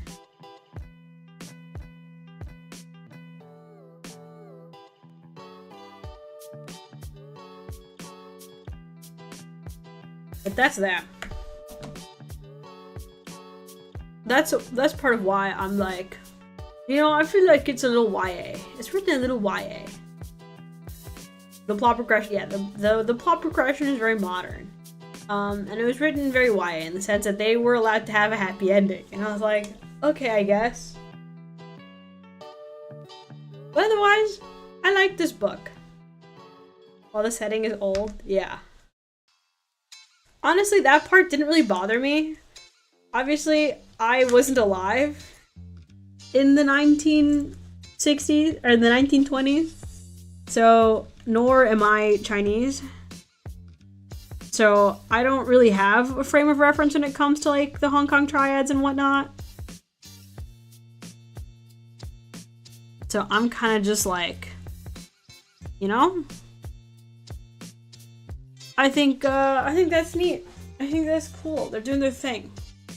The whole setting was interesting. I liked the setting. I liked how much the historical and political influences played a part in the story. Like, I thought all of that was really cool. But I don't know, it just felt kind of YA to me. It didn't quite hit the way I wanted it to, but I still liked it. I still thought it was pretty solid. I thought when the tension needed to hit, the tension did hit. That's how I feel about it. Anyway, it's past my bedtime, and I still have a whole category to get through. So what we're gonna do is speed run it, okay? We're gonna speed run the next category. We're gonna speed run the movies, okay? I'm listing the movies in order of when I watched them chronologically this month, okay? This is beginning of the month to the end of the month chronologically. First movie I watched in May was Watching the Detectives. Hard pivot, okay? We're hard pivoting. First movie I watched was Watching the Detective. Watching the Detectives. It's a rom-com from 2007 starring Lucy Liu and Cillian Murphy. I watched it because it's starring Lucy Liu and Cillian Murphy, and it's about a video rental store. It's about Cillian Murphy plays a cinephile film bro, and Lucy Liu is a manic pixie dream girl. And that's kind of why I watched it. But then I actually watched it, and I realized that this is a film specifically for people who want to watch Cillian Murphy be psychologically tortured for 90 minutes by Lucy Liu. Okay? So this guy, Cillian Murphy, he runs a failing video rental shop that's about to get obliterated by Legally Distinct Blockbuster. And then he meets Violet, who's Lucy Liu's character, and at first glance, she is like the dictionary definition manic pixie dream girl. Like, she's the manic pixie dream girl. She's like so quirky and mysterious and is so little to her character, so Cillian Murphy can like project whatever he needs to get out of the rut he's found himself in. And then she cranks that shit up to 11. You think that she's a manic pixie dream girl? No. It's not quite so simple. When she learns about Cillian Murphy's woes about Legally Distinct Blockbuster, her first suggestion is throwing a brick through their windows. Her second suggestion is breaking and entering. And then you find out that all the vagueness about her character is actually completely intentional, because she's not only working for an illegal gambling den, but is also planning to steal from said illegal gambling den. And now Cillian Murphy has gone from trying to impress a cute girl with his extensive knowledge about cowboy-related cinema to running from the cops due to suspected armed robbery. This is still a rom-com. All of this is played like a rom-com. This is very important, that all of this is still played like a rom-com. She's actually a psycho. She's like lying and she spends the entire movie gaslighting the shit out of him. It's honestly really funny. Like, she's psychotic. She's not just a manic pixie dream girl. Like, I love it. Okay. I'm not gonna lie, the story barely makes any sense, but it is hard carried by the sheer charisma of the main actors. Like, it's one of those, like, I was watching it, I was like, I know that there is a small pocket of gay cinephiles whose bisexual awakening was this movie, and I wish I was one of them. It's like one of those movies that birthed several iconic gifts that no one knows the source material to, and one I would recommend this. I generally recommend this to people who are interested in seeing Lucy Liu adorably commit psychological torture for 90 minutes, or Cillian Murphy endures a level of psychological torture that I think all film bros should be subjected to. I thought it was pretty solid. I think I gave this like a 3.5 out of 5. Pretty solid. Okay. Next one. Project Hail Mary. Wow, beast of a movie. Absolute social phenomena. I thought it was really good. And like, I do think there was some form of mass psychosis about this movie, but like, I don't think in the like pessimist contrarian way. I think the reason why all of that happened is because this movie is exactly what we needed to see, like, when we needed it, if that makes any sense at all.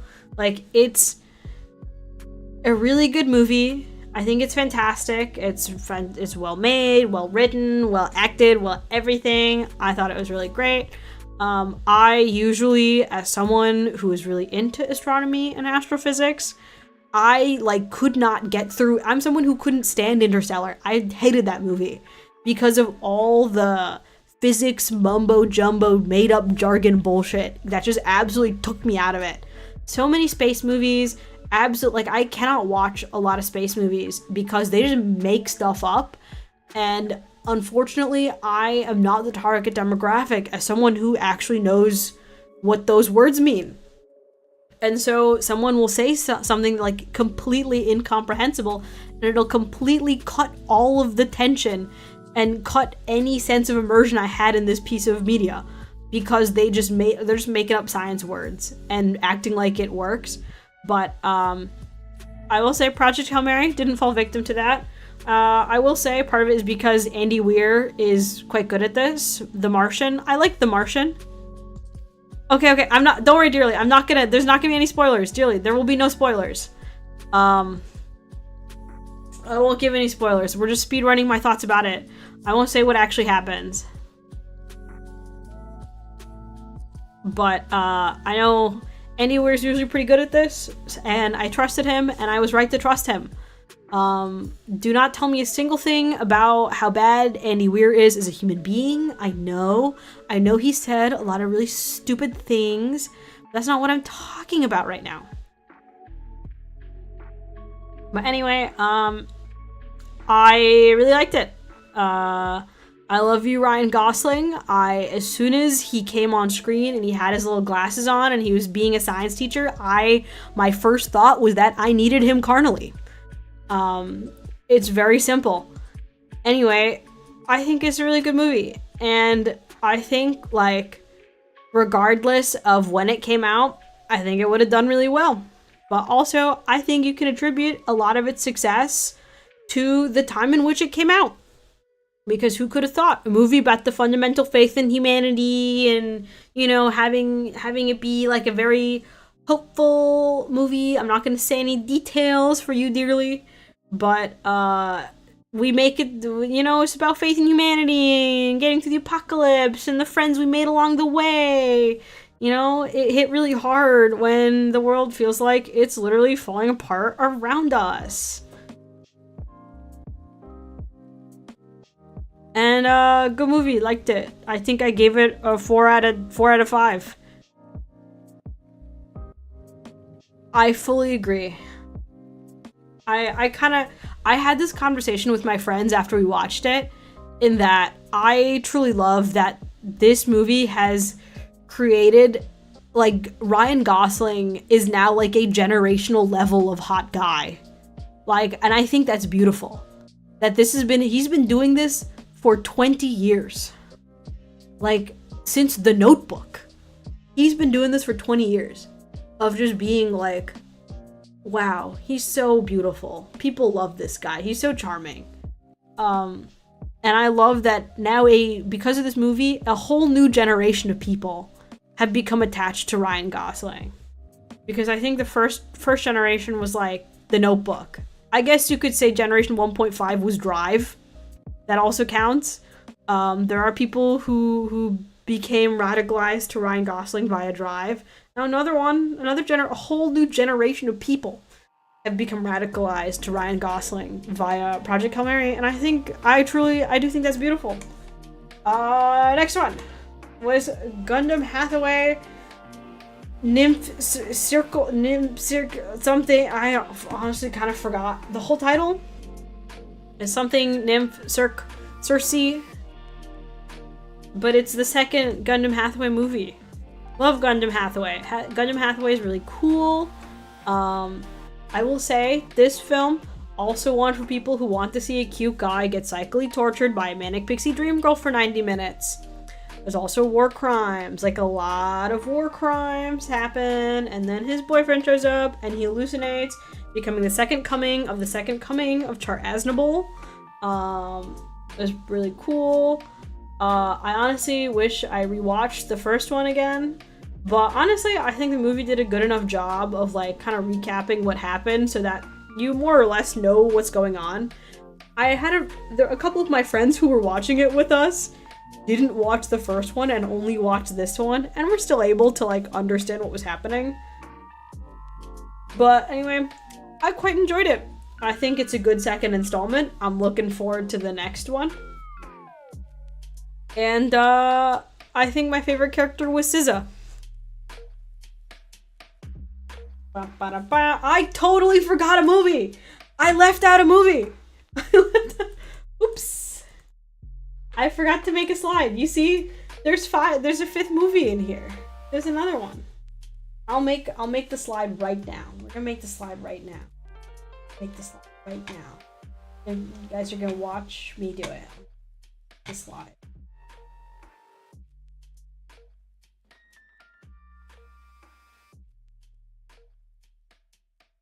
That.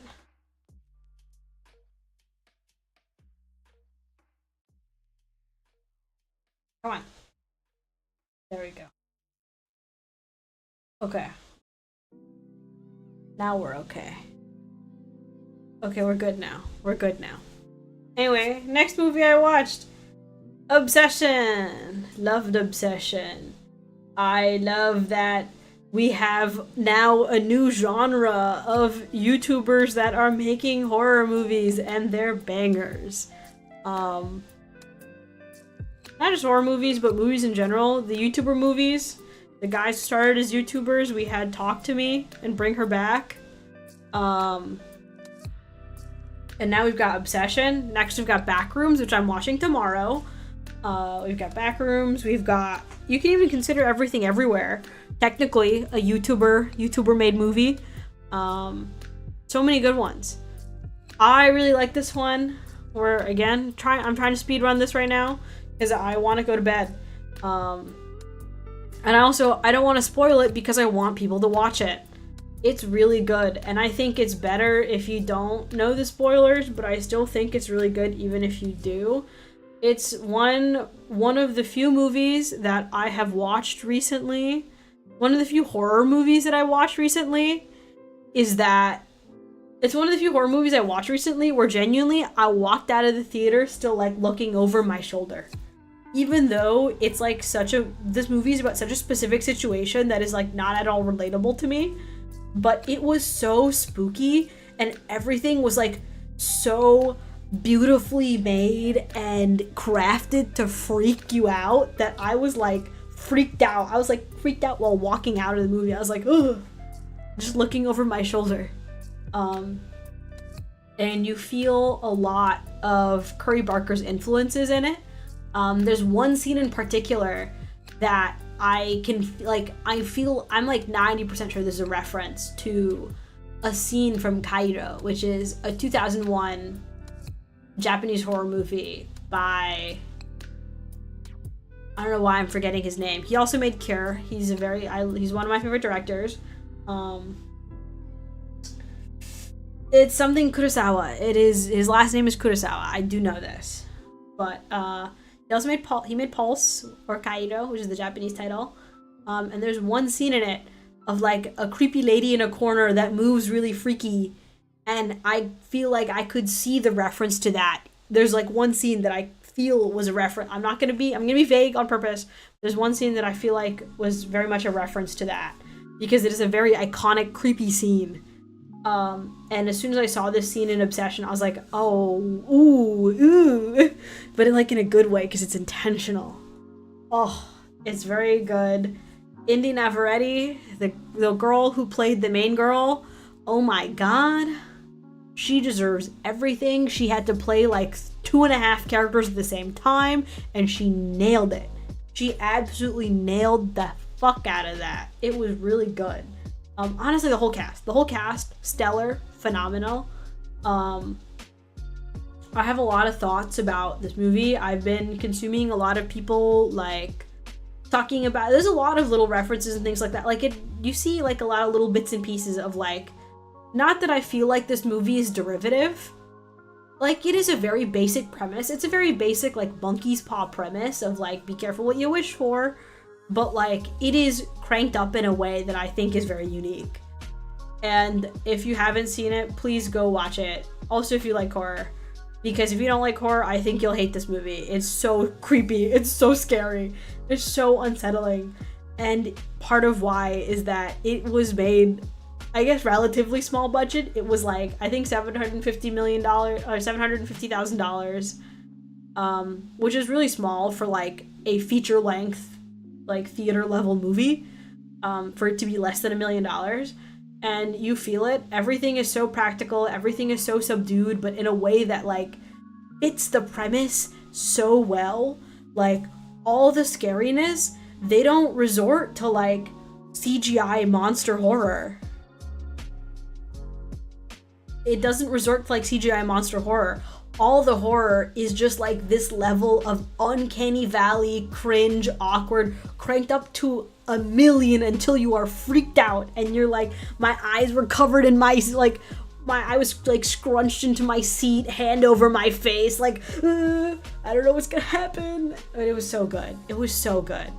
You should definitely watch it. Last movie, last one. We're so close to the end. Last movie I watched this month was In the Mood for Love. I watched this movie 1,000,000 years ago. I think I watched it when I was in college and I wasn't really paying attention to it. I think I was on a date, so I already was distracted. And I know I like Wong Kar-wai. I've watched some of his other stuff. I think he's great. I love Wong Kar-wai. But specifically when I watched this movie, something reminded me of it, mostly because I've been on a kick of studying cinematography.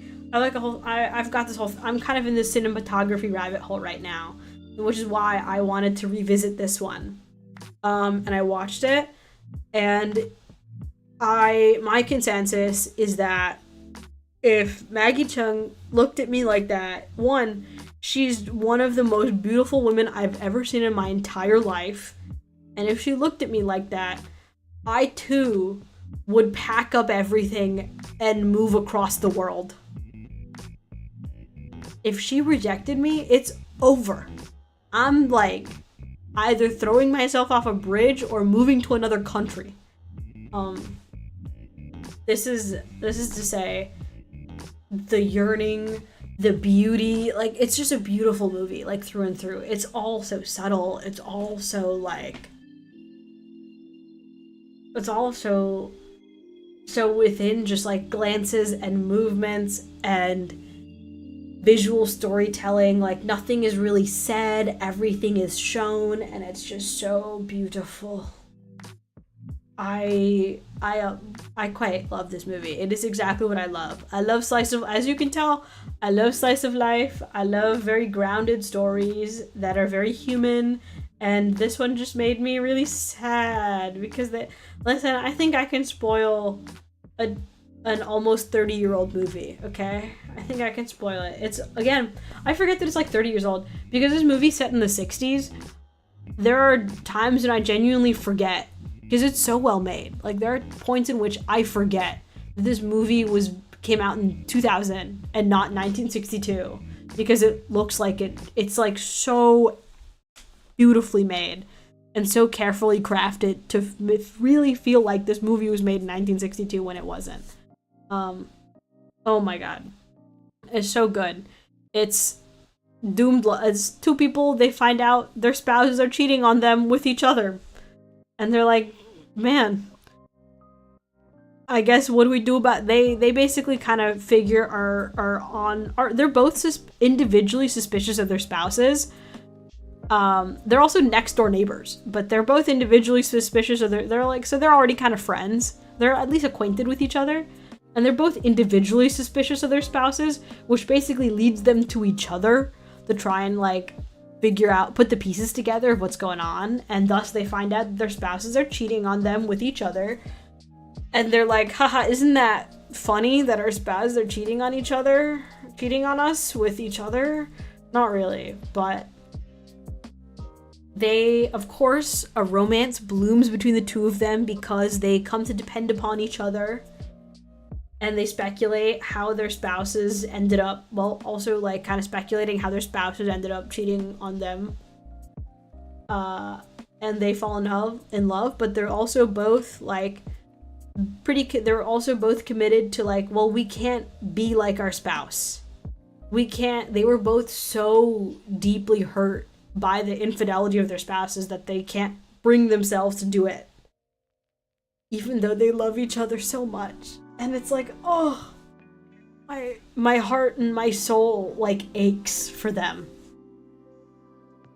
It's very good. All this to say, this movie is a masterpiece for a reason. We did it. That's everything. We did it. That's all the things I wanted to cover. That's also exactly 2 hours, which is also my personal limit for streaming. But yeah, that's everything I watched and read in the month of May 2026. Thank you all for tuning in. I'll try and do this again for June. Might make some changes to maybe I'll add more categories. We'll find out. Maybe I'll add music and or games. We'll find out. We'll decide that when we get there. But for right now, that's what I wanted to talk about. I'm honestly really surprised I got through all that. I hope you all have a good night. I finished 2 Anime Girl heads. I think that's pretty good. I will definitely tag you guys if I decide to do this again. Yeah. It's past my bedtime. Good night.